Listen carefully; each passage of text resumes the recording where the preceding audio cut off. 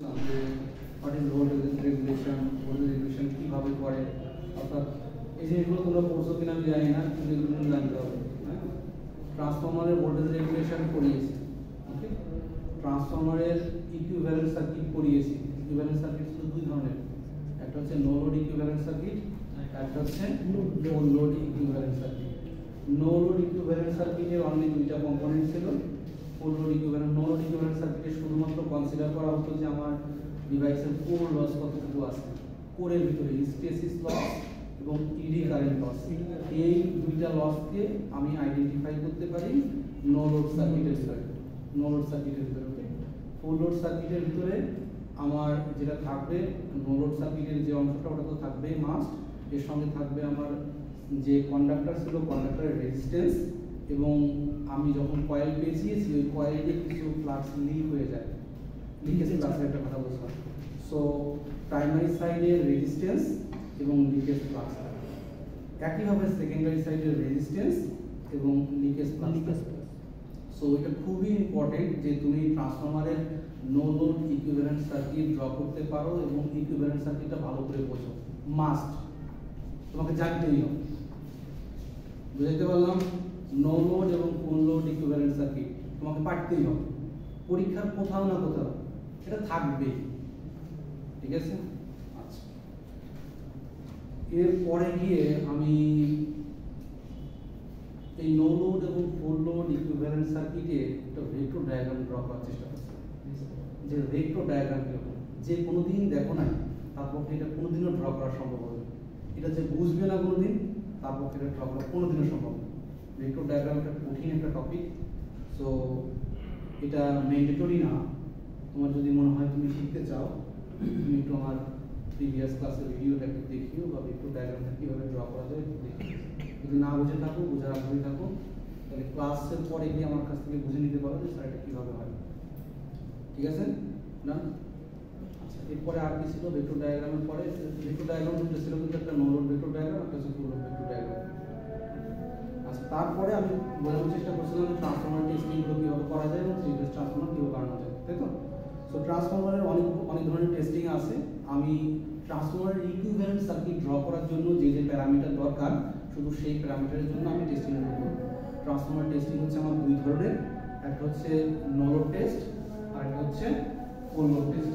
আচ্ছা, এখানে বলছে আমি টেস্টিংটা করি হচ্ছে সার্কিটের প্যারামিটারসগুলো যেগুলো থাকবে, সার্কিটের প্যারামিটারসগুলো কি ছিল আমি টেস্টিং এর সময় নো লোড ইকুইভ্যালেন্ট সার্কিটটা যদি ড্র করি, তাহলে এখানে একটা রেজিস্টিভ পার্ট ছিল, যেটা হচ্ছে নো লোড অবস্থায় তার ইডি কারেন্ট লসের হিসাব মিটার দিল, এদিকে রেজিস্ট্যান্স, রিঅ্যাকট্যান্স,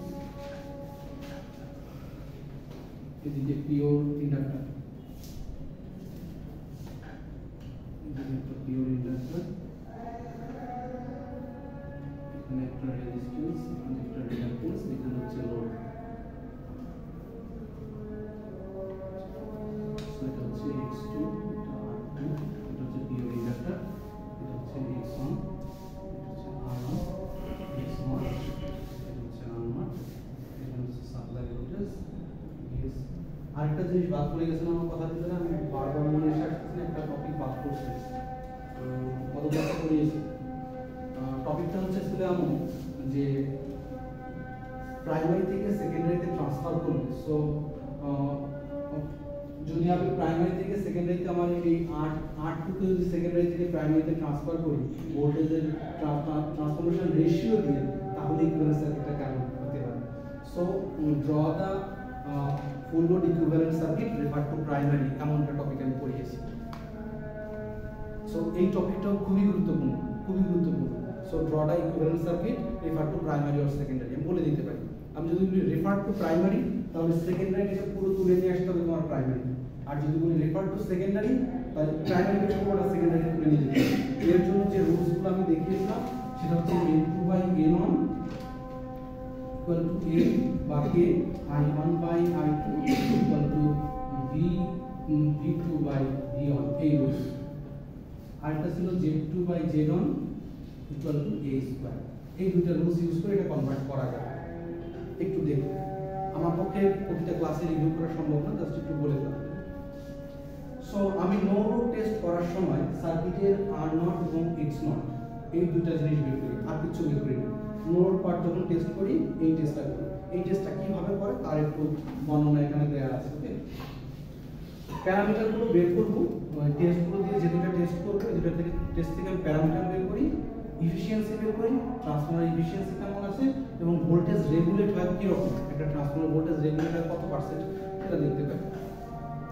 নো লোড টেস্টটা নরমালি এই টেস্টটাকে ওপেন সার্কিট টেস্টও নাম দেওয়া যেতে পারে। আমি এই পাশ থেকে বোঝানোর চেষ্টা করি।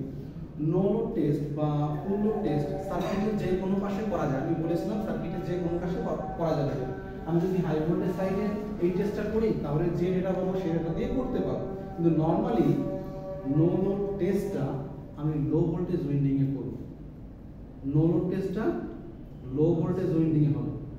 এই দুই ধরনের টেস্টিং এর হিসাব খুবই গুরুত্বপূর্ণ, তোমাকে পারতেই হবে। পরীক্ষার কোথাও না কোথাও তোমার ট্রান্সফরমারের টেস্টিং এর এই নো লোড টেস্ট অথবা ফুল লোড টেস্টে কিছু না কিছু থাকবে, তোমাকে আনসার করতে হবে, এটা অ্যাভয়েড করার কোনো সুযোগ নেই।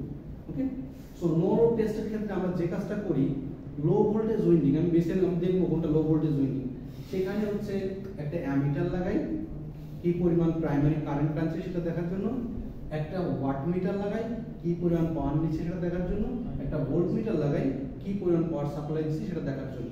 ওকে, এতটুকু হচ্ছে আমার অ্যারেঞ্জমেন্ট।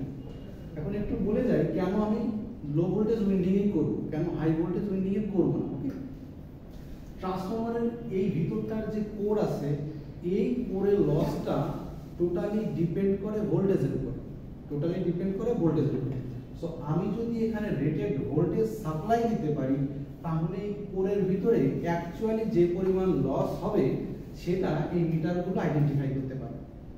তো এখন এই পাশে ভোল্টেজ যেহেতু কম, সো 220 ভোল্ট হতে পারে বা 440 ভোল্ট হতে পারে, এই ভোল্টেজটা অ্যাভেলেবল, সহজেই পাওয়া যায় এবং এই সমস্ত ইনস্ট্রুমেন্টগুলো লো ভোল্টেজ রেঞ্জেও ইউজ করলে কোনো সমস্যা হয় না।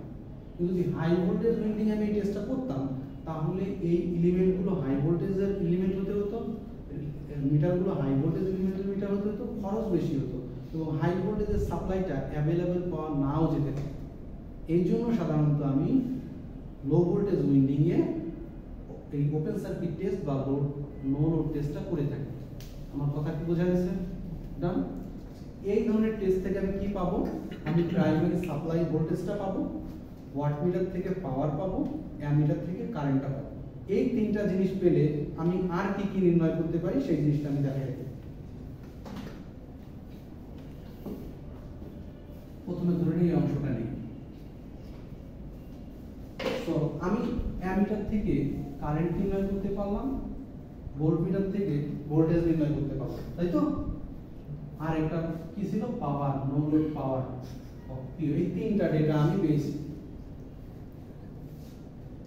এটা কে করছে? Is there anyone? Is there anyone?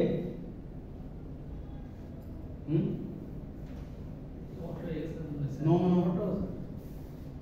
সেটা মনে হয় ভিতর থেকে কি করছে, ভিতর থেকে মানে ইন্টারনেটের মাধ্যমে।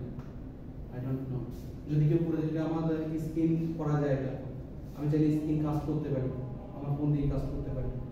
So if there anyone doing this, please don't do this. Okay? আচ্ছা, নো লোড টেস্ট কেন আমি লো ভোল্টেজ উইন্ডিং এ করি তার ক্রাইটেরিয়াগুলো খুব ভালোভাবে জানতে হবে। সো নো লোড টেস্ট এবং নো লোড টেস্ট কেন আমি লো ভোল্টেজ উইন্ডিং এ করি খুবই গুরুত্বপূর্ণ। যখন আমি কথা বলি কথাগুলো আবার একটু লিখে রাখবো, পরে তুমি নিজেই ভুলে যাবে। আমার কথাগুলো কিন্তু মিনিং আছে, এই মিনিং যদি তুমি ধরতে না পারো তাহলে তুমি বিপদ হবে। ঠিক আছে? সো আমি তিনটা ডেটা পেলাম, একটা পাওয়ার পেলাম, নো লোড পাওয়ার। এটা কিন্তু নো লোড কোর লসকে ডিপেন্ড করবে, মানে ডিফাইন করবে কোর লস কি পরিমাণ হচ্ছে। আরেকটা পেলাম কারেন্ট, আরেকটা পেলাম হচ্ছে ভোল্টেজ। এই তিনটা ডেটা থেকে আমি নির্ণয় করব আর নট এক্স নট এবং আরেকটা জিনিস নির্ণয় করব পাওয়ার ফ্যাক্টর, যে নো লোড অবস্থায় তার পাওয়ার ফ্যাক্টরটা কত আছে। তার জন্য যে কয়টা রুলস আমি ফলো করতে পারি সেই রুলসের কথা বলে দিয়েছি, ওই রুলসটা আগেও দেখিয়েছিলাম।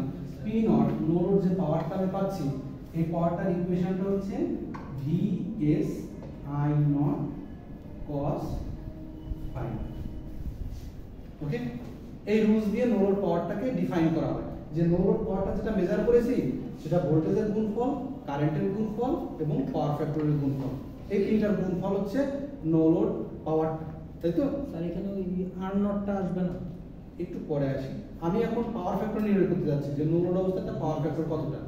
সো এখান থেকে আমি cos phi নট আমি বের করতে পারবো। cos phi নট সেটা হচ্ছে p not vs i। So no load অবস্থায় পাওয়ার ফ্যাক্টর কিন্তু আমি এই তিনটা ডেটা থেকে বের করতে পারবো। কোনো সমস্যা আছে? সো নো লোড অবস্থায় তার পাওয়ার ফ্যাক্টর কি রকম হবে সেটা কিন্তু আমি এই ডেটা থেকে বের করতে পারবো। ওকে, একইভাবে আমি এই আর নটও বের করতে পারবো, আর নটও বের করতে পারবো। আর নট বের করতে গেলে আর নটের এগেইনস্টে ভোল্টেজ হচ্ছে vs, এটা প্যারালাল আছে, এটা প্যারালাল আছে। সো এখানকার ভোল্টেজ অ্যাকচুয়ালি হচ্ছে vsc হবে, এখানকার ভোল্টেজও vsc হবে। সো ভোল্টেজ জানি কিন্তু কারেন্ট তো জানি না। সো কারেন্টটা বের করতে হবে। সো এই আর নট, এই কারেন্টটা হচ্ছে iw, এটা হচ্ছে ওয়ার্কিং কম্পোনেন্ট, এটা হচ্ছে রেজিস্টিভ পার্টের মতো কাজ করে। এর জন্য একটা রুলস ছিল, এর আগে কত ক্লাসে আমি দেখেছিলাম। iw বের করার নিয়ম হচ্ছে iw সমান i not into cos phi not, i not into cos phi not. এই cos phi নট আমি এখান থেকে বের করেছি, i নট এর সঙ্গে cos phi নট গুণ করে দাও, তাহলে iw টা তুমি পেয়ে যাবে। ওকে, সো iw যেহেতু পেয়ে গেছো, তাহলে r নটটা তোমার বের হয়ে যাবে, r not equal to vs by i টা। রকেট সায়েন্স, রকেট সায়েন্স কোন রকেট সায়েন্সের কিছু না, একদম ইজি এই ধরনের ম্যাথমেটিক্স। একইভাবে আমার i মিউ যেটা হচ্ছে ম্যাগনেটাইজেশন কারেন্ট, অর্থাৎ নো লোড অবস্থায় ম্যাগনেট তৈরি করার জন্য যে পরিমাণ কারেন্ট লাগছিল সেই কারেন্টটা, তার ইকুয়েশনটা ছিল i মিউ সমান i not sin phi not. So এখান থেকে cos phi নট পেয়েছি, সেখান থেকে আমি phi নটের একটা ভ্যালু কোনভাবে বের করতে পারবো, সেখান থেকে sin phi নটের মানও আমি বের করতে পারবো। সো সেখান থেকে আমার i মিউ এর ভ্যালু বের হয়ে যাবে। তো সেক্ষেত্রে x নট হবে vs ডিভাইডেড বাই i। এই যে এটা হচ্ছে নো লোড টেস্ট করার পরে এই ক্যালকুলেশনটা আমাদের করতে হয়। যে কেউ নো লোড টেস্ট করার পরে এই ক্যালকুলেশন করে আমার নো লোড কন্ডিশনে তার আর নট এর ভ্যালু, x নট এর ভ্যালু এবং তার পাওয়ার ফ্যাক্টর কি পরিমাণ হয় সেটা আমাকে ডিফাইন করতে হবে। এই কয়টা কোনো কঠিন কোনো কিছু। সো নো লোড টেস্ট দিয়ে যদি কিছু ডেটা দিয়ে দেয়, যেটা হচ্ছে নো লোড টেস্টের ডেটা, তাহলে তুমি এখন তার পাওয়ার ফ্যাক্টর নির্ণয় করো, তুমি তার ম্যাগনেটাইজেশন কারেন্ট নির্ণয় করো, তুমি তার ওয়ার্কিং কারেন্ট যেটা আছে, এডি কারেন্ট লস যেটা হবে সেটা বের করো, আবার এদিক দিয়ে আর নট এবং এক্স নট বের করো। বের করা যাবে না? এই কয়টা দিয়ে ইজিলি বের করা যাবে, ঠিক আছে? ওকে, ডান। সো এটা ছিল হচ্ছে আমার নো লোড টেস্টের হিসাব নিকাশ। এরপরে আসি ফুল লোড টেস্ট। আমাকে আজকে অনেকদিন পড়াইতে হবে, তোমাদের একটু ধরে থাকতে হবে। এই যে আমি নো লোড টেস্ট কন্ডিশনে ট্রান্সফরমারটাকে টেস্ট করলাম, নো লোড কন্ডিশনে ট্রান্সফরমার দুইটা লস ছিল, একটা হচ্ছে ইডি কারেন্ট লস, একটা হচ্ছে হিস্টেরিসিস লস। এই দুইটা মিলেই তো নো লোডের যে কোর লস সেটা তো হয়। তা হিস্টেরিসিস লস এবং ইডি কারেন্ট লস মিলেই কিন্তু পি নট পেয়েছি, আমি দুইটা মিলিয়ে পেয়েছি। এখন কেউ যদি চায় যে আমার হিস্টেরিসিস লসটা কত সেটাও বের করতে চাই, সেটাও বের করা যায়, সেক্ষেত্রে আমার এই নো লোড টেস্টটা দুইটা আলাদা ফ্রিকোয়েন্সিতে টেস্ট করতে হবে। তুমি যদি না করতে চাও আমার কোনো জোরাজুরি নেই, কিন্তু তোমার জেনে রাখার জন্য বলছি, যদি তুমি নো লোড টেস্ট থেকে হিস্টেরিসিস লস এবং ইডি কারেন্ট লস আলাদা করতে চাও, তাহলে তোমার এই ট্রান্সফরমারটাকে দুইটা আলাদা ফ্রিকোয়েন্সিতে টেস্ট করতে হবে। তার ইকুয়েশন ওরা দিয়ে দিয়েছে, এই ইকুয়েশন অনুযায়ী যখন তুমি আলাদা ফ্রিকোয়েন্সিতে টেস্ট করবে তখন দুইটা লস আলাদা হয়ে যাবে, তখন ইডি কারেন্ট লস এবং হিস্টেরিসিস লস কোনটা কত সেটা আলাদা হবে। ডান। এখন আসি হচ্ছে full load test. Full load test মানে হচ্ছে আমি এখন এটুকু বের করে ফেলেছি, আমার টার্গেট হচ্ছে R1 X1 R2 X2 এই ইম্পিডেন্স গুলো, অর্থাৎ R1 X1 মিলে Z1 হবে, টোটাল ইম্পিডেন্সটা বের করা, সার্কিটের ইম্পিডেন্স কত আছে, টোটাল সার্কিটের ইম্পিডেন্স কত আছে সেটা আমাকে বের করতে হবে। ফুল লোড টেস্ট করে তাহলে আমি কি বের করব, R1 বের করব, X1 এর ভ্যালু বের করব, R2 এর ভ্যালু বের করব, X2 এর ভ্যালু বের করব। এইটা হচ্ছে আমার ফুল লোড টেস্ট করে এই জিনিসগুলো আইডেন্টিফাই করব। কিভাবে করা যায় সেই জিনিসটা একটু। আচ্ছা, ফুল লোড টেস্টটা নরমালি ট্রান্সফরমারের হাই ভোল্টেজ উইন্ডিং এ করা হয়। কোন দিকে করা হয়? High voltage winding এ। হাই ভোল্টেজ উইন্ডিং এ করা হয়। তার কিছু কিছু কারণ আছে, একটু পরে ব্যাখ্যা করতেছি। ওকে, সো হাই ভোল্টেজ উইন্ডিং এ আমি সাপ্লাইটা দিব, লো ভোল্টেজ উইন্ডিং এ আমি শর্ট পাথ করে দেব। শর্ট ট্রান্সফরমারের অন লোড টেস্ট বা ফুল লোড টেস্ট কখনো ট্রান্সফরমার অন লোডে রেখে করা হয় না। ট্রান্সফরমার যে লোডেড কন্ডিশনে করা হয় না, কারণ অন এমভি এর ট্রান্সফরমার যদি তুমি নাও, এত বড় লোড তুমি কোথায় পাও? সেই পরিমাণ লোড চালাইতে গেলে যে পরিমাণ পাওয়ার লস হবে সেটাও তো একটা লস, তাই না? সো ট্রান্সফরমারের ফুল লোড টেস্টটা কখনো লোডেড অবস্থায় করা হয়। এর যে কাজটা করা হয়, যে কোনো একটা পার্টকে শর্ট করে দেওয়া হয়, শর্ট করে দিয়ে নরমালি টেস্টটা চালানো হয়। সো আমি কি করব, লো ভোল্টেজ উইন্ডিং যেটা থাকবে এটাকে শর্ট করে দেব থিক ওয়্যার দিয়ে, মোটা তার দিয়ে, কারণ হিউজ পরিমাণে কারেন্ট কিন্তু যাবে। সো চিকন তার হলে এটা হবে না। ইন্ডাস্ট্রিতে আমাদের রিভেরিতে তোমাদের কি নিয়ে গেছিলাম, রিভেরিতে তোমাদের নেই, ওদের দেখিয়েছিলাম যে এখানে কি টেস্টগুলো কিভাবে করে। সো থিক ওয়্যার দিয়ে আমি লো ভোল্টেজ উইন্ডিংটাকে শর্ট করে দিব, আর এখানে একটা ভেরিয়েক রাখছি যেটা ভোল্টেজকে ভ্যারি করতে পারে। ওকে, সো প্রাইমারি সাইডে আমি সাপ্লাই দেয়ার ইনপুট দেয়ার একটা ভেরিয়েক দিয়ে ইনপুট দিব, যাতে একবারে রেটেড ভোল্টেজটা সাপ্লাই না যায়। এই সেকেন্ডারিতে রেটেড কারেন্টটা প্রবাহিত হয় শর্ট করে দেওয়ার কারণে। এখানে 5 to 10% ভোল্টেজ দিলেই রেটেড কারেন্ট হয়ে যায়। যেহেতু 5 to 10% ভোল্টেজ দিলে রেটেড কারেন্ট হয়ে যায়, আমার তাতেই আনাবো, কারণ আমি চাচ্ছি এখন কপার লস নির্ণয় করতে। কপার লসের জন্য যে লসটা হয় সেই লসটা নির্ণয় করতে আছে। তো সেক্ষেত্রে আমার এখানে ফুল ভোল্টেজ না দিলেও চলবে, এই কারণে একটা ভেরিয়েক রাখবো, আলাদা একটা ট্রান্সফরমার দিয়ে একটা ভেরিয়েক রাখবো। ওটাকে প্রথমে জিরো রাখবো, ওটাকে প্রথমে জিরো করে রাখবো। আমার একটা অ্যামিটার থাকবে, একটা ওয়াট মিটার থাকবে, একটা ভোল্ট মিটার থাকবে। ওকে ডান। সো ভেরিয়েক থেকে ভোল্টেজটা আমি আস্তে আস্তে বাড়াবো, এবং এই মিটারে খেয়াল করব যে এখান দিয়ে রেটেড কারেন্ট কত যাচ্ছে। রেটেড কারেন্টের সমপরিমাণ কারেন্ট যখনই যাবে, ওই ভেরিয়েকটা আমি বাড়ানো বন্ধ করে দেবো, ভোল্টেজ বাড়ানোটা বন্ধ করে দেবো।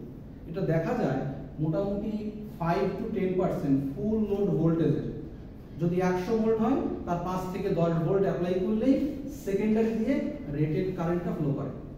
ওই অবস্থায় রেখে দিয়ে এখন ডেটাগুলো নিব, যে সময় কারেন্ট কতটা গেছে, ওই সময় কতটুকু পাওয়ার নিচ্ছে, এবং ওই সময় ভোল্টেজ কতটা আছে। এই তিনটে ডেটা আমি মেজার করব। ওকে, ঠিক আছে, বোঝা গেছে? সো এটা করতে হবে হাই ভোল্টেজ উইন্ডিং এ। আর যদি আমি এটাকে লো ভোল্টেজ উইন্ডিং এ করতাম, তাহলে কিন্তু হাই ভোল্টেজ উইন্ডিংটাকে শর্ট করতে হতো। সো সেটা ডেঞ্জারাস সিচুয়েশন হয়ে যেতে পারতো। স্যার, হ্যাঁ, মানে আমি বুঝতে পারবো কখন যে আমার এই ভোল্টেজটা আর বাড়ানোর দরকার নেই? এমিটারে যখন রেটেড কারেন্ট, অর্থাৎ এই ট্রান্সফরমারে যে রেটেড কারেন্টটা নেয় লেখা আছে, এটা তো দেওয়াই থাকবে স্যার। আমার ক্যালকুলেশন করা আছে যে এই ট্রান্সফরমারটা এতর জন্য আমি বানাচ্ছি। আচ্ছা আচ্ছা, বুঝাইতে পারছি? এই ট্রান্সফরমারটা বানানোর সময় আমি ক্যালকুলেশন করেছি যে এই ট্রান্সফরমারটা মোটামুটি এত ভি এর জন্য আমি বানাচ্ছি। সো এত ভি এর জন্য প্রাইমারি সেকেন্ডারি কারেন্ট সেটা আমি অবশ্যই জানি। সো তার জন্য আমি এখানে দেখবো ওই পরিমাণ কারেন্ট যাচ্ছে কিনা, কারণ আমি যে পরিমাণ তার নিয়েছি ওই তারটা যদি তার থেকে বেশি দেই, ওই তারগুলো পুড়ে যেতে পারে। বুঝতে পারলাম? রেটেড কারেন্টের বেশি দেওয়া উচিত হবে। সো ওই সময় আমি এই ভোল্টেজটা বাড়ানো বন্ধ করে দেব। ওকে, আচ্ছা, সেক্ষেত্রে আমি অ্যামিটারের ডেটা নিব, ওয়াট মিটার ডেটা নিব, এবং ভোল্ট মিটার ডেটা নিব। এই তিনটা ডেটা নিয়ে আমার কিছু ক্যালকুলেশন আছে, সেই ক্যালকুলেশনটা করতে হবে। এখন বুঝছেন? না না স্যার, তাহলে এটা কিন্তু আমি হাই ভোল্টেজ উইন্ডিংটাকে শর্ট করতে পারবো না। হাই ভোল্টেজ উইন্ডিং শর্ট করলে কিন্তু সেক্ষেত্রে ঝামেলা আছে। ফুল লোডের ক্ষেত্রে তো হাই ভোল্টেজের মানে হাই ওয়েন্ডিং এ দিতে হবে, হাই ভোল্টেজে হবে। আরেকটা জিনিস আছে, দেখো এখানে ফুল লোড অবস্থায় আমি এখানে কিন্তু অবশ্যই 5 to 10% বেশি দেওয়া লাগতেছে না। সো আমি আগের কথাই বলেছি যে ট্রান্সফরমারের কোর যে লস সেটা ডিপেন্ড করে ভোল্টেজের জন্য। সো এখানে কিন্তু ভোল্টেজ খুবই কম দিচ্ছি। সো কোরের ভিতরে যে লসটা হচ্ছে সেটা কিন্তু রেটেড লস হচ্ছে না। এই জন্য আমি বলে দিতে পারবো এখানে কোর লস নেই, শুধুমাত্র কপার লস আছে। সো কোর লসের এখানে কোনো কম্পোনেন্ট থাকবে না, শুধু কপার লস থাকবে, কারণ এখানে রেটেড ভোল্টেজটা আমি দিচ্ছি না, একদম খুব কম ভোল্টেজ দিচ্ছি। সো কোরের ভিতরে লসটা খুব সামান্য হচ্ছে। সেক্ষেত্রে আমার যে মেইন লসটা চলে আসবে সেটা হচ্ছে কপার লসটা চলে আসবে। ভোল্টেজটা কত পার্সেন্ট? 5 to 10%। 5 to 10%। কারণ এখানে তো শর্ট সার্কিট থাকবে, শর্ট সার্কিট, দ্রুত কারেন্ট প্রবাহিত হয়ে যাবে। মানে শর্ট সার্কিট থাকলে খুব অল্প ভোল্টেজ দিলে তার রেটেড কারেন্টটা চলে আসবে, যেহেতু কোনো বাধা নেই, সমস্ত কারেন্ট চলে আসবে। আচ্ছা, এইখানে এই কথাগুলো খুব সুন্দর করে লেখা আছে বুঝাই, আমি যে কথাগুলো বললাম গোসাই লেখা আছে। আচ্ছা,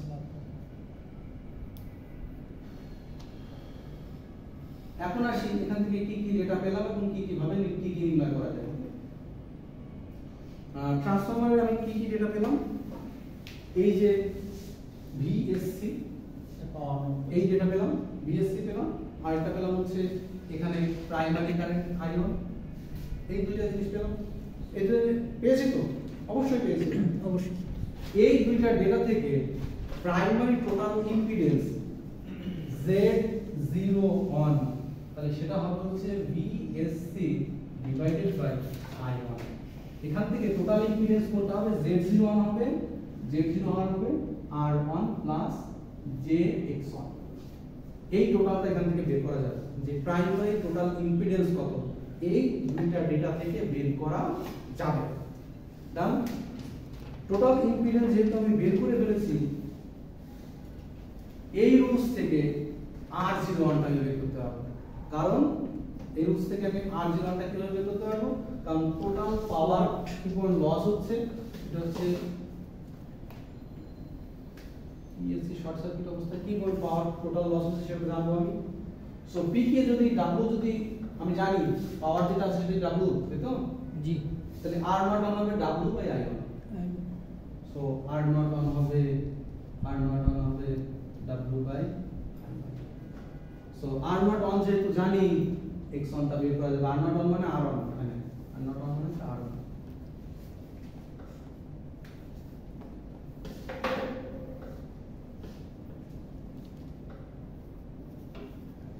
ওকে, এখন এখান থেকে যদি কোনোভাবে আমি R01 বের করার পরে তুমি এই যে রুলসটা আছে Z01 সমান R01 প্লাস X01, এই দুইটা যোগফল থেকে আমি X01 টা বের করতে পারি। সার্কিটের টোটাল ইম্পিডেন্স, সার্কিটের টোটাল রেজিস্ট্যান্স বের করতে পারি প্রাইমারি সেকেন্ডারি মিলাই।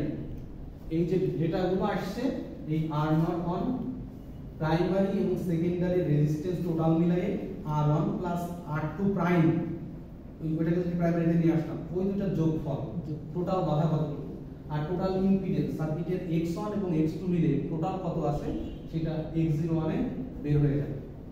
ওকে, এখন এই মত অবস্থায় কোনোভাবে যদি R1 এর ভ্যালু অর্থাৎ প্রাইমারি সার্কিটের রেজিস্ট্যান্স আমি বের করতে পারি, তাহলে R2 টা অনায়াসে বের করতে পারবো। এইভাবে হচ্ছে ফুল লোড টেস্ট থেকে আমাদের ডেটাগুলো বের করতে হবে। ফুল লোড টেস্ট কিভাবে করতে হয় এই জিনিসটাকে একটু মাথায় ঢুকছে? একটু মাথায় ঢুকছে? জি স্যার। নাকি যা বলছি মাথা থেকে বের হয়ে গেছে? বের হয়ে গেলে হবে না, এখন লিখতে হবে পরীক্ষাটা। লিখতেই হবে কোথাও না কোথাও। ট্রান্সফর্মার করছো, ট্রান্সফর্মার তোমাকে টেস্টও করতে হবে, টেস্ট করতে পারতেই হবে, মাস্ট। ওকে, এখন এই সমস্ত ডেটা থেকে আমি ট্রান্সফরমারের ইফিশিয়েন্সি, এখানে একটা ম্যাথ দেয়া আছে, ওটার ক্ষেত্রে একটা ম্যাথ দেয়া আছে, এটার ক্ষেত্রে একটা ম্যাথ দেয়া আছে, বাসায় একটু প্র্যাকটিস করিও। স্যার নরমালি আমরা বাসা বাড়িতে যে ট্রান্সফরমার টেস্ট করি, বাসা বাড়িতে ট্রান্সফরমার টেস্ট করার তো প্রয়োজন হয় না। না ওই নষ্ট হয়েছে নাকি টেস্ট করি যখন, হ্যাঁ, একটা সিরিজের বাল্ব নেই, ওটার সঙ্গে কানেকশন দেই আর দুইটা একসাথে লাগাই দিই। আমরা যেটা চেক করি যে কয়েলটা ঠিক আছে কিনা, ধরো ফ্যানের কয়েল ঠিক আছে কিনা, একটা সিরিজ কানেকশন দিয়ে দেখা যেতে পারে। সিরিজ কানেকশন যদি কারেন্ট যায় তাহলে কয়েলটা যদি কারেন্ট গেলে পাওয়ারটা জ্বলবে, ওইটাই করি। কিন্তু আমরা তো স্যার ওখানে লস চেক করি না। লসটা চেক করি না, জাস্ট সার্কিটটা ফুললি কানেক্টেড আছে কিনা সেটা চেক করি, লস চেক করি না। স্যার এটা তো ধরেন আপনি প্রাইমারি সাইডে দিলে জ্বলে না, আপনি সেকেন্ডারি সাইড দিলে শর্ট করতে হয়। সেকেন্ডারি সাইড দিলে শর্ট করতে হয়, শিওর, নাহলে চলে না। না প্রাইমারি কয়েল ওভার টেস্ট করা যায় না, কেমন যাবে? ট্রান্সফরমার করা যায় না। আমাকে দেখতে হবে, আমি এটা কখন করিনি, কেন যাবে? এটা কয়েল সেকেন্ডারি সাইড দিলে শর্ট করলে তবেই লাইট জ্বলে। লাইট জ্বলে, তাই না? দেখতে হবে, আমি জানি না।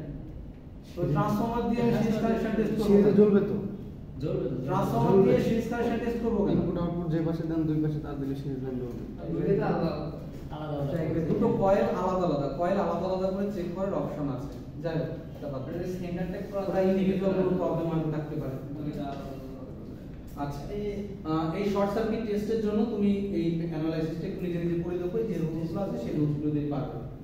আচ্ছা, এখন আসি ট্রান্সফরমার রেটিংটা কেন কেভিএ তে করা হয়। খুবই মানে কমন একটা, মানে হাজারে হাজার বারই আসে, কিলো ভোল্ট অ্যাম্পিয়ার। কেন আমি কেভিএ তে এই কাজটা করি?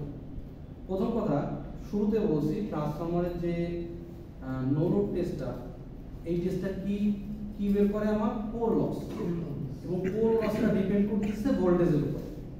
কোর লসটা ডিপেন্ড করে ভোল্টেজের উপরে। আর আমি যখন ফুল লোড টেস্ট করলাম, এটা নির্ণয় করতেছি আমি কপার লস। কপার লসটা নির্ভর করে ফুললি কারেন্টের উপর। সো আমার কোর লস ডিপেন্ড করে ভোল্টেজের উপরে, কপার লস ডিপেন্ড করে কারেন্টের উপরে। দুইটার গুণফলই হচ্ছে টোটাল লসের হিসাব আসবে, ঠিক আছে? এই জন্য দুইটাকে ইনকর্পোরেট করার জন্য KVA তে করা হয়। এটা ইন্ডিপেন্ডেন্ট অফ পাওয়ার ফ্যাক্টর, এটা অন্যভাবে এক্সপ্লেইন করা যায়। KVA P equal to VI, P equal to VI, এইটা হচ্ছে অ্যাকচুয়ালি অ্যাপারেন্ট পাওয়ার, এটা হচ্ছে actually apparent power. cos phi not, এটা কিন্তু আমি লিখি নাই। তার মানে ট্রান্সফরমার, আমি এটা বলতে চাচ্ছি যে ট্রান্সফরমারের সেকেন্ডারি সাইডে কি ধরনের লোড লাগাবো, তার পাওয়ার ফ্যাক্টর কেমন, আই ডোন্ট নো, আমি জানি না কি ধরনের পাওয়ার ফ্যাক্টর। সে ল্যাগিং এ পাওয়ার ফ্যাক্টর হতে পারে, সে ইউনিট পাওয়ার ফ্যাক্টর হতে পারে, সে লিডিং এ পাওয়ার ফ্যাক্টর হতে পারে। সো যদি আমি ওই ওয়াটে রিডিং করতাম, তাহলে যে ঘটনাটা ঘটতো, আমি যদি ল্যাগ ধরো 100 ওয়াটের একটা ট্রান্সফরমার বানাই, তুমি বললে 100 ওয়াটের একটা ট্রান্সফরমার, ওকে না? তুমি এখন যে কাজ করছো, একদম একটা ইন্ডাক্টর ব্যবহার করছো, পিওর ইন্ডাক্টর। দেখা গেল কি ট্রান্সফরমারের ভিতর দিয়ে আমি কোনো পাওয়ারই পাচ্ছি না, কোনো পাওয়ারই পাচ্ছি না। তুমি বলছো 100 ওয়াটের ট্রান্সফরমার, কিন্তু আমি ওখানে তো লাগিয়েছি ইন্ডাক্টর, ইন্ডাক্টর তো পাওয়ার কনজিউম করে, তো ল্যাগিং পাওয়ার ফ্যাক্টর, ও পাওয়ার নিবে, পাওয়ার সাইড। সো আমার মিটারে কিছু শো করবে, আমার মিটারে কিছুই শো করবে। এখন মিটারে কিছু শো না করলে, তুমি বলছো 100 ওয়াটের ট্রান্সফরমার বানিয়েছো, কই আমি তো দেখতেছি আমার কিছুই দিচ্ছে না, 0 ওয়াট। তাহলে তোমার জিনিস আমি নিব না, তোমার জিনিস যা বলছো তুমি সেটা কাজ করে না। অবশ্য বেসলি আমার কাছে কম দামে বেচতে পারো, আমি একটু চালাক, আমি জানি ওর কি করতে হবে। বেসলি আমার কাছে বেচতে পারো, কিন্তু কম দাম দেবো। এই জন্য ওরা একটা বুদ্ধি করে দিচ্ছে যে পাওয়ার ফ্যাক্টর রাখা যাবে না, এমন একটা ইউনিট দিয়ে আমি ট্রান্সফরমারের রেটিং করব। কারণ আমি যে ধরনেরই এখন লোড লাগাই না কেন, এখন ওই হিসাবের ভিতর চলে আসবে। ইন্ডিপেন্ডেন্ট অফ পাওয়ার ফ্যাক্টর করে দিচ্ছি আমি, মানে ইউনিটি পাওয়ার ফ্যাক্টরের কথা চিন্তা করতেছি আমি সবসময়, যে ইউনিটি পাওয়ার ফ্যাক্টর, ঠিক আছে?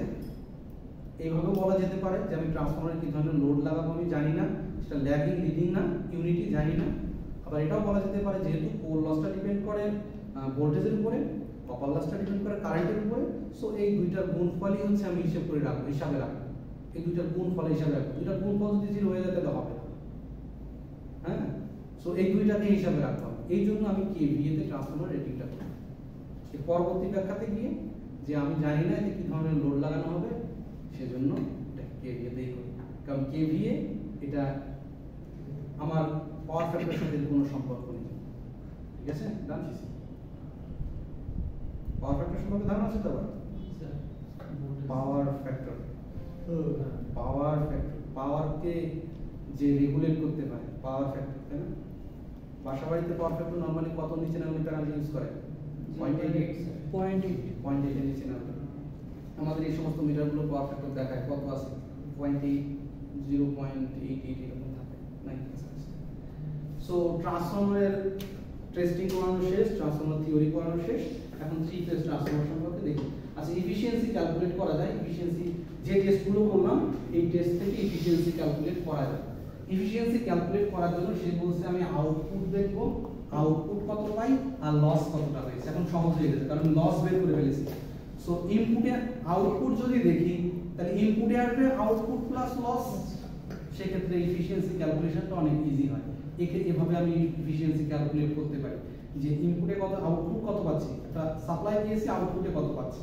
এখন ওই আউটপুট প্লাস ও লস, তাহলে ইনপুট এত, তাহলে এফিশিয়েন্সি এত। ট্রান্সফরমার নরমালি খুব হাইলি এফিশিয়েন্ট ডিভাইস, নরমালি 98, 99 এরকম, এর ভিতরে খুব বেশি লস নেই, খুব সামান্য লসই হয়। এর এফিশিয়েন্সি আমি চাইলে ফুল লোড ছাড়াও পার্শিয়াল লোড ইউজ করে এফিশিয়েন্সি ক্যালকুলেট করতে পারি, বাট সেই প্রসেসটা একটু লেন্দি, আমি সেটা তোমাকে দেখাতে যাচ্ছি না, তুমি চাইলে যদি কিউরিসিটি থাকে দেখতে পারো পার্শিয়াল লোডের জন্য।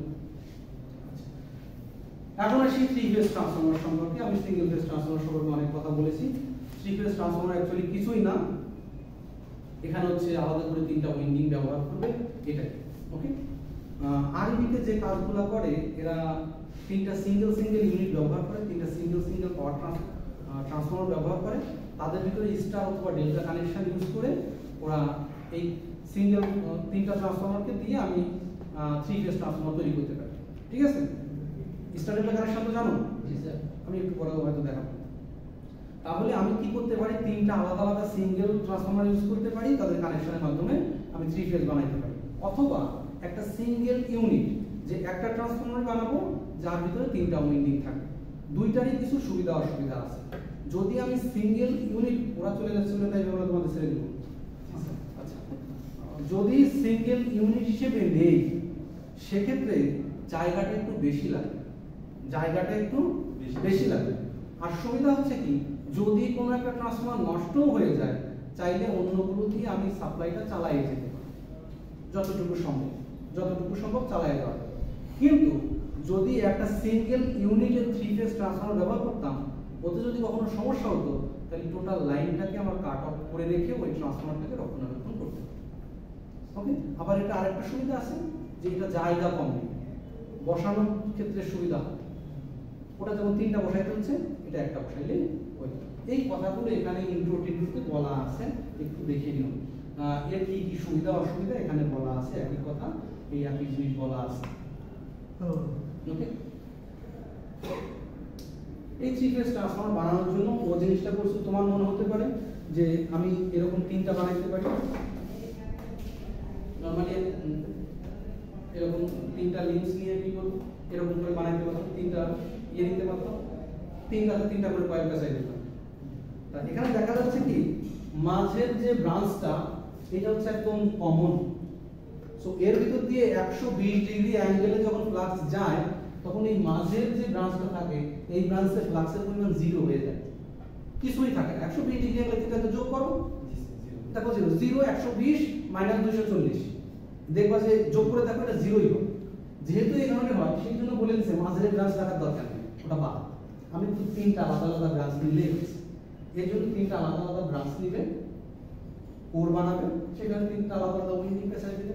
আমি অবশ্যই লো ভোল্টেজ উইন্ডিংটাকে ভিতরে রাখবো, হাই ভোল্টেজ উইন্ডিংটাকে উপরে রাখবো।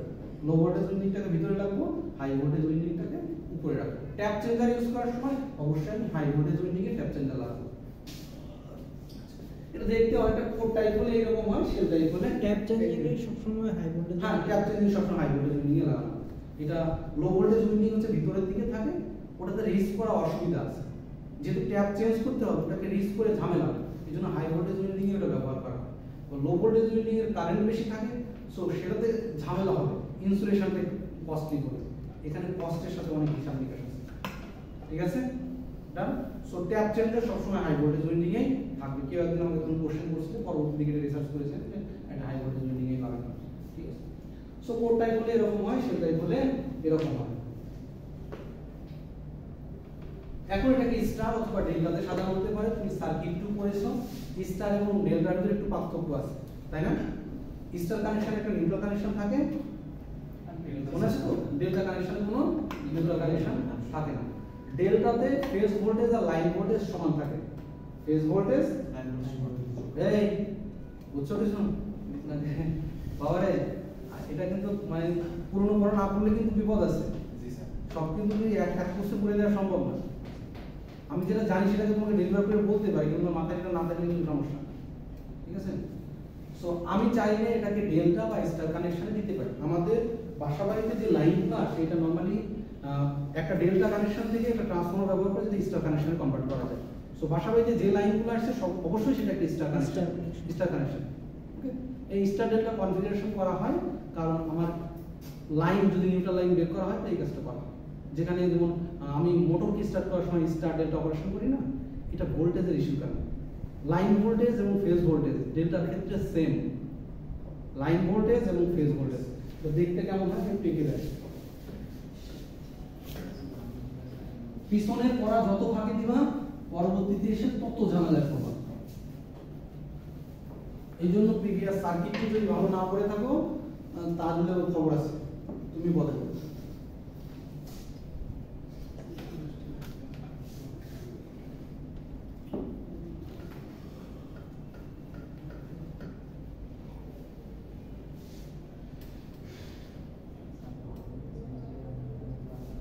সো এই দুইটা ফেজ এর এটা এ বি সি এই তিনটা লাইন থাকে, ডেল্টাতে তিনটা লাইনই থাকে, বেশি থাকে না।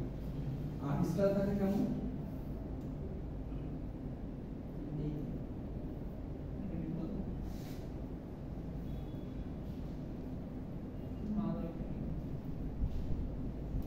এখানে নিউট্রাল লাইন থাকে, ঠিক আছে? যদি লোডগুলো ব্যালেন্সড হয় তাহলে নিউট্রাল লাইনে কখনো কারেন্ট থাকে না। যদি লোড ব্যালেন্স হয়, সবগুলো লোডের মান যদি সমান হয় তাহলে কখনো নিউট্রাল লাইনে কারেন্ট থাকে না। এটা এটা প্র্যাকটিক্যালি হয় না, প্র্যাকটিক্যালি হয় না, সে কথাটাই বলতে চাচ্ছি, কখনো হয়। ওকে, সো এখানে দেখো line voltage, line to line voltage, line to line voltage আর ফেজ ভোল্টেজ সমান।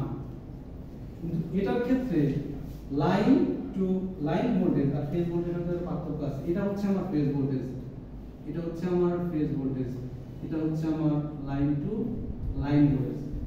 এর সঙ্গে লাইন টু লাইন ভোল্টেজ তার সাথে ফেজ ভোল্টেজের √3 টাইমস এর পার্থক্য আছে, √3 টাইমস এর পার্থক্য আছে, √3 और √2, √3 और √2 এই জিনিসটা আমাকে একটু রিকল করতে হবে, মানে মুহূর্তে মনে নেই। √3 আর √2 দেখুন, হ্যাঁ √3 আর √2 টাইমস একটা ইস্যু আছে। সো যদি ফেজ ভোল্টেজ যা লাইন ভোল্টেজ হবে তার √3 টাইমস বা √2 টাইমস এরকম কিছু একটা। এর ক্ষেত্রে কিন্তু দুটোই সমান, ভোল্টেজের জন্য একটা ফিক্স, লাইন ভোল্টেজও যা ফেজ ভোল্টেজও তাই। কিন্তু এর ক্ষেত্রে কারেন্টের একটা ইস্যু আছে, এর লাইন কারেন্ট যা ফেজ কারেন্ট তা না, কিন্তু ওর আবার ফেজ কারেন্ট, ফেজ কারেন্ট এটা ফেজ কারেন্ট হচ্ছে এখানকার বেশি হবে না, এখানকার ফেজ কারেন্ট হচ্ছে এখানে, এটা যদি I1 হয় তাহলে এটা হবে IA টোটাল কারেন্ট, টোটাল কারেন্টটা দুই ভাগে ভাগ হয়ে যাবে I1 এবং I2। কিন্তু এর ক্ষেত্রে ফেজ কারেন্ট যা লাইন কারেন্টও তাই, এটা যদি লাইন কারেন্ট IA হয় তাহলে ফেজ কারেন্ট IB এর সমান হবে, তাহলে ফেজ দিয়ে দিচ্ছে, ফেজ দিয়ে দিচ্ছে। সো এর ক্ষেত্রে ওই √2 আর 3 যে কথাটা আছে একদম সেম মিলে যাবে, যে ওর কারেন্টটা ফেজ কারেন্টটা লাইন কারেন্ট সমান, কিন্তু এর ফেজ কারেন্ট এবং লাইন কারেন্টের পার্থক্য √3 টাইমস আছে, ঠিক আছে? এই জিনিসগুলো আছে। সো আমি ট্রান্সফরমারকে আমার বিভিন্ন সুবিধা অসুবিধার জন্য আমি ডেল্টা কানেকশন করি, কখনো যদি আমার ভোল্টেজ বেশি প্রয়োজন হয় তাহলে ডেল্টা কানেকশন করি, আমার যদি ভোল্টেজ কমের প্রয়োজন হয় তাহলে স্টার কানেকশন করি, আমি ভোল্টেজটাকে কমাই দিয়ে একটা নিউট্রাল লাইন বের করি, ঠিক আছে? ডান। এখন এই স্টার ডেল্টা কানেকশনেরও আরো কয়েক ধরনের ভাগ আছে, সেই ভাগগুলো কিভাবে স্টার করে কিভাবে ডেল্টা করে সেটা তো বুঝতেই পারছো। যদি ডেল্টা করে একটার মাথায় আরেকটা কানেক্ট হবে, এই যে কয়েল, এই কয়েলের মাথা থেকে আরেকটা কানেক্ট হয়েছে, মানে একটা সার্কেল তৈরি করে। আর স্টার কানেকশনের ক্ষেত্রে তিনটা এক জায়গা থেকে, তিনটা এক জায়গা থেকে এক জায়গায় করি, বাকি তিনটা লাইন বের করে। ওকে, একটা মোটর ইন্ডাকশন মোটর স্টার্ট করার সময় অবশ্যই স্টার কানেকশন স্টার্ট করে, ডেল্টা কানেকশন তারা রান করে। ডেল্টা ডেল্টা কানেকশন হতে পারে, স্টার স্টার কানেকশন হতে পারে, এটা স্টার স্টার কানেকশন হতে পারে, স্টার স্টার, এদিকে ডেল্টা ডেল্টা দেয়া আছে, এদিকে ডেল্টা স্টার দেয়া আছে, স্টার ডেল্টা দেয়া আছে, মানে যে কয় ধরনের কনফিগারেশন হতে পারে। আর একটা কনফিগারেশন ছিল ওপেন ডেল্টা, আমার এটা খুব মনে হয়েছে যে এটা হতে পারে। কখনো যদি এমন হয় যে আমার ট্রান্সফরমারের একটা উইন্ডিং নষ্ট হয়ে গেছে, সেক্ষেত্রে আমি ওপেন ডেল্টা এই অথবা V2V কানেকশন, এটা বলে V2V কানেকশন, এই কানেকশন একটা ট্রান্সফরমারকে চালাইতে পারি। কিন্তু সেই ক্ষেত্রে এটা পাওয়ারটা মোটামুটি 50% এর বেশি পাওয়া যায় না, পাওয়ারটা অনেক কমে যায়, অনেক কমে যায়। আর আমার পাওয়ার ফ্যাক্টর তখন 80% এর মতো থাকে। সো ওপেন ডেল্টা কানেকশন চাইলে আমি ব্যবহার করতে পারি। কখনো কখনো যদি আমার প্রয়োজন হয় যে একটা উইন্ডিং নষ্টই হয়ে গেছে, এখনই সারতে পারবো না, সেক্ষেত্রে ওপেন ভি কানেকশনটা আমি ইউজ করতে পারবো, ওপেন ডেল্টা কানেকশন ইউজ করতে পারবো। ওকে না? সো সিঙ্গেল ফেজ ট্রান্সফরমার এবং থ্রি ফেজ ট্রান্সফরমার সম্পর্কে একটু হলেও বগর করছি, একটু হলেও একটু আইডিয়া হয়েছে। হ্যাঁ, এখন আসি যদি দেখি ট্রানজিট ওপেন হয় কিনা। যেহেতু আমাদের ক্লাস নেই, মানে আর বেশি পাবো না, তোমাদের একটু কষ্ট করে ধৈর্য ধরে বসতে হবে। তোমাদের কি বোরিং লাগে? জি লাগে? জি, সত্যি কথা বলো, ঘুমানো চোখ লাগে স্যার, দীর্ঘ বন্ধের পরে স্যার এত মানে একসাথে মাথায় ঢুকবে না স্যার, সত্যি কথা।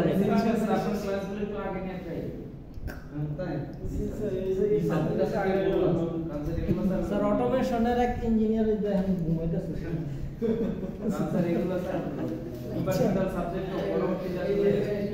এগুলো তো স্যার আমাদের দরকার এই মানে মাথায় ইজি না হলে সমস্যা।